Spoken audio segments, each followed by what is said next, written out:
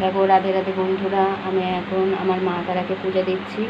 কারণ আজকের দিনে আমার বাপের বাড়িতে আমার বড় মায়ের পূজা হতো।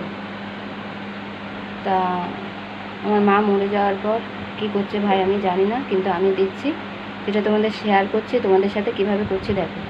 যেমনভাবে আমার ক্ষমতা আমি তেমনভাবেই পেরেছি। ফল আহার পূজা যেহেতু, আমি ফল আহার দিয়ে আর মিষ্টি দিয়ে পূজা দিচ্ছি।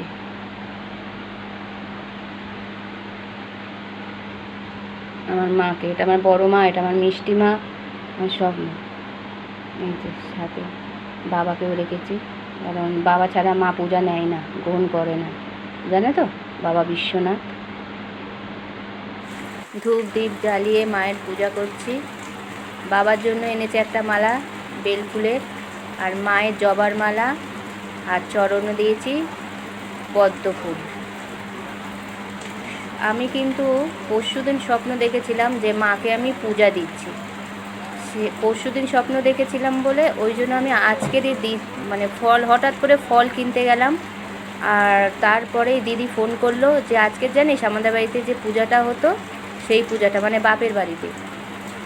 তার মানে দেখো, আমি যেতে পারছি না বলেই মা আমাকে স্বপ্ন দিয়ে আমার বাড়িতেই পূজা নিয়ে নিচ্ছে। দেখেছো, বলি না আমার এই বড় মা আমার স্বপ্নে পাওয়া মা।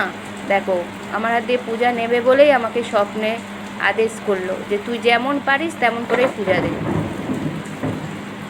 আর আমাদের এই পূজাতে ঝড় বৃষ্টি হয়, আবার সন্ধ্যাবেলায় সব ঠিক হয়ে যায়। মেঘ ডাকছে, বাইরে বৃষ্টি পড়ছে। আজ এই পর্যন্ত বন্ধুরা, রাধে রাধে।